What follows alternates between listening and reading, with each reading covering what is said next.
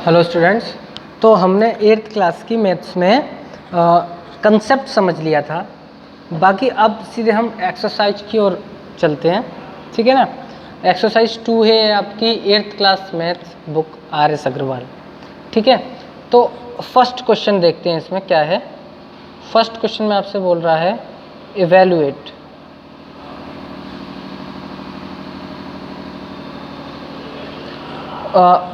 First question से start करता हूँ मैं। इसमें लिखा है 4 to the power -3, ठीक है ना। एक्चुअली यहाँ ब्रैकेट लगाना होता है, 4 to the power -3। तो इसको सॉल्व करना है आपको। तो देखिए जहाँ पर भी आपको माइनस की पावर दिखे उसको पहले आप प्लस में कन्वर्ट कर लीजिए।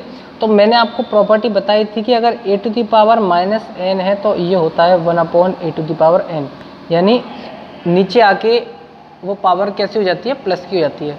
सेम इस क्वेश्चन में आपको करना है कि 4 to the power -3 है अगर, तो इसको आप लिख लीजिए पहले 4 to the power 1/4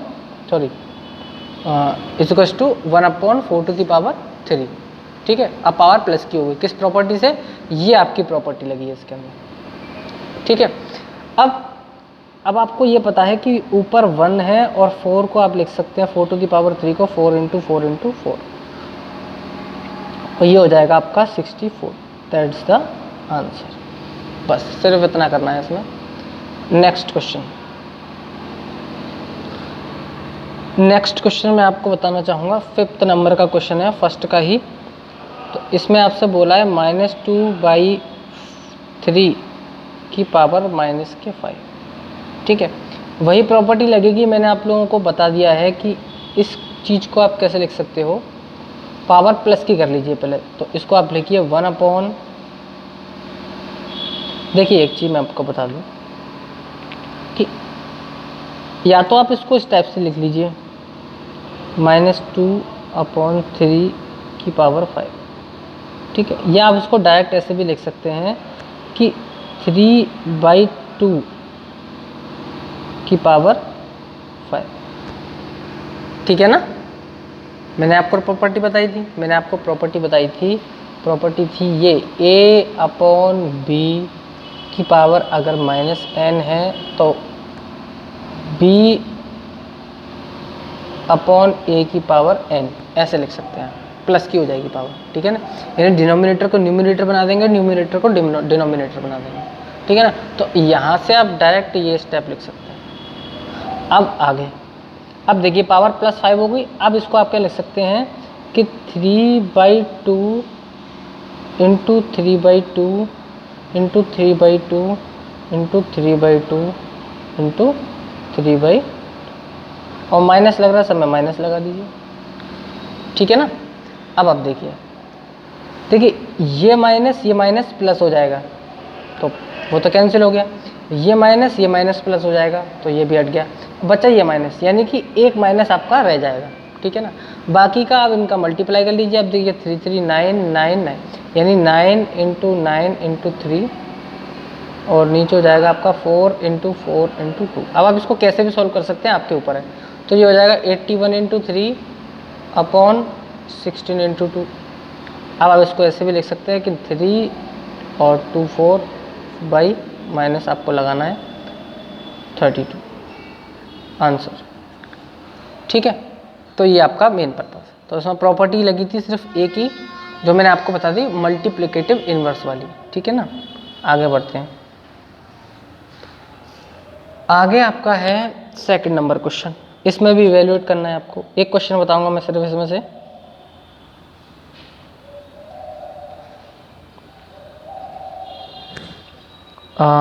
इसमें से आप देख लीजिए, सारे एक से क्वेश्चन है। 3rd नंबर का क्वेश्चन बता देता हूँ मैं आपको। इसमें है 2/3 की पावर -3 × 2/3 की पावर -2। तो सबसे पहला काम पावर को प्लस करना, तो आप इसको इन्वर्स कर देंगे 3/2, तो पावर प्लस हो जाएगी, और इस तरफ से इसको इन्वर्स कर देंगे 3/2, तो पावर कैसी हो जाएगी, प्लस की हो जाएगी, ठीक है ना। तो प्लस की होगी पावर।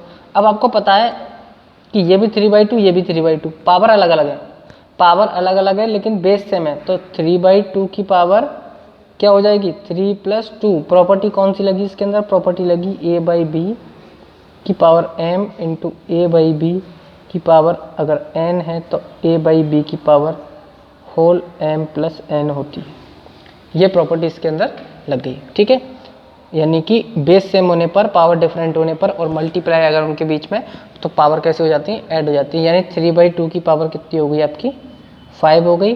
और इसको आप लिख सकते हैं 3 × 3 × 3। देखो इसका मीनिंग क्या है, इसका मीनिंग क्या है, 3 की पावर भी 5 है और 2 की पावर भी 5 है, ठीक है ना।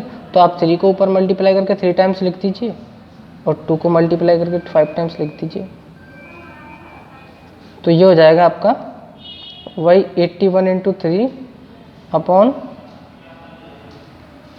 ये भी आपका क्या हो जाएगा 16 × 2। तो आंसर इसका क्या आएगा, वही 243/2, sorry 32 is the answer of this question, ठीक है। तो इस टाइप से आप इन क्वेश्चंस को सॉल्व कर सकते हैं। अभी तक आपकी 2 प्रॉपर्टी इस क्वेश्चन में, इन क्वेश्चंस में लगी हैं, ठीक है ना। बाकी के आगे क्वेश्चंस की ओर बढ़ते हैं। तो दूसरे का आपने किया है 3rd, ठीक है। चलिए आगे बढ़ते हैं 3rd क्वेश्चन की तरफ। देखिए 3rd क्वेश्चन भी बिल्कुल सेम है, आप खुद से करके देखेंगे, ठीक है ना। इवेल्युएट करना है उसमें भी। मैं आपको 4th क्वेश्चन से बताता हूँ। 4th क्वेश्चन पे आप देखिए क्या है।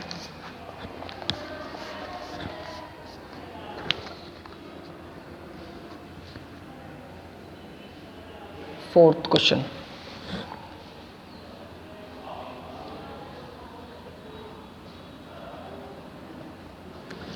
चलिए देखिए 1st क्वेश्चन है इसका आपका। मैं आपको बताता हूँ उसका 2nd क्वेश्चन। 2nd क्वेश्चन में आपको क्या दिया हुआ है,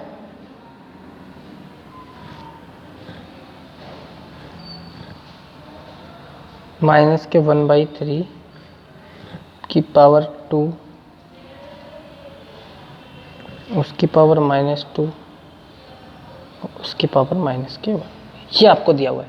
देखिए पावर का मल्टीप्लाई हो रहा है इसके अंदर, ठीक है ना। तो आपको कुछ नहीं करना, मैंने आपको बताई है प्रॉपर्टी कि अगर a/b की पावर m और उसकी पावर n है तो पावर्स का क्या हो जाता है, मल्टीप्लाई। तो देखिए एक एक ब्रैकेट खोलते जाएंगे, मल्टीप्लाई करते जाएंगे। पहले इस -1 को आप छोड़िए, पहले आप इसको देखिए कि ये जो दे रखा है, इस ब्रैकेट को उठाएंगे तो 2 × 2 मल्टीप्लाई हो जाएगा, यानी -1/3 की पावर कितनी हो जाएगी, 2 × -2 की पावर -1। ये क्या हो गया आपका ब्रैकेट, -1/3, ये हो गया आपका की पावर -4 माइनस, ठीक है। अब फिर दोबारा इनका मल्टीप्लाई कर दीजिए, ये वाला ब्रैकेट हट जाएगा, ये बचेगा अंदर वाला -1/3 की पावर -4 × -1, ठीक है। चलिए अब ये हो गया आपका, देखिए ये माइनस, ये माइनस प्लस हो जाएगा और 4 बन जा 4 होता है, तो -1/3 की पावर 4, ठीक है। अब इसको फर्दर आप सिंप्लीफाई करेंगे तो आपको क्या मिलेगा, देखिए इसका मीनिंग क्या है कि -1 की पावर 4 है और 3 की पावर भी 4 है, होल पावर लग रही है, इसका मतलब दोनों की पावर 4 है। तो इसको आप लिख सकते हैं -1 × -1 × -1, ठीक है। ये ब्रैकेट और ये ब्रैकेट। इसके बाद आप क्या लिख सकते हैं 3 × 3 × 3 × 3। तो ये आपका एक्चुअली क्या आ गया, देखिए ये माइनस, ये माइनस प्लस, ये माइनस, ये माइनस प्लस, यानी माइनस पूरा हट जाएगा यहाँ से, सारे प्लस में कन्वर्ट हो जाएंगे। 1 1 1 आपका क्या आएगा 1, और ये हो गया आपका 9 9, तो 81। तो 1/81 is the right answer of this question, ठीक है। तो एक बार इसको पूरा देख लीजिए, ये देखिए क्वेश्चन। तो इसमें आपकी ये वाली प्रॉपर्टी काम आ गई आपके, ठीक है। सारे क्वेश्चन आपके प्रॉपर्टी से होंगे, ठीक है। नेक्स्ट क्वेश्चन की तरफ बढ़ते हैं। 5th question,